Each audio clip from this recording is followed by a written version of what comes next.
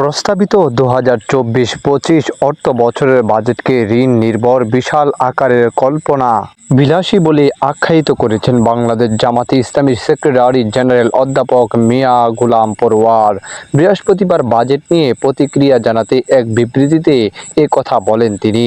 মিয়া গোলাম পরোয়ার বলেন, জনগণের ভোটাধিকার হরণ করে ডামি নির্বাচনের মাধ্যমে বর্তমান সরকার পুনরায় ক্ষমতা দখল করেছে। বৃহস্পতিবার জাতীয় সংসদে সরকার ৭,৯৭,০০০ কোটি টাকার ঋণ নির্ভর বিশাল আকারের কল্পনা বিলাসী যে অবাস্তব বাজেট পেশ করেছেন, তাতে দেশের জনগণের জন্য কল্যাণকর ও অর্থনৈতিক সংকট কাটিয়ে ওঠার কোনো দিক নির্দেশনা নেই। অর্থমন্ত্রী সুখী সমৃদ্ধ উন্নয়ন ও স্মার্ট বাংলাদেশ বিনির্মাণের অঙ্গীকার শীর্ষক শিরোনামে বাজেট জাতীয় সংসদে উপস্থাপন করেছেন।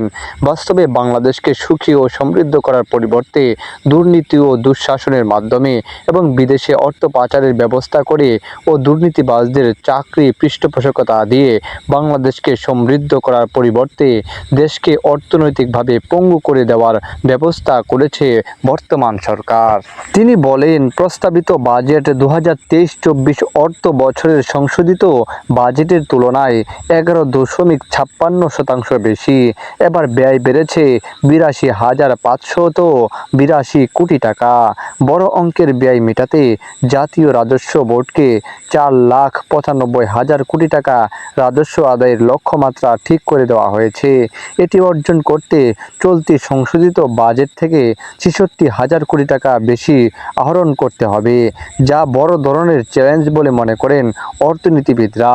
বাজেটে নিজস্ব আয়ের লক্ষ্যমাত্রা ধরা হয়েছে ৫,৪১,০০০ কোটি টাকা।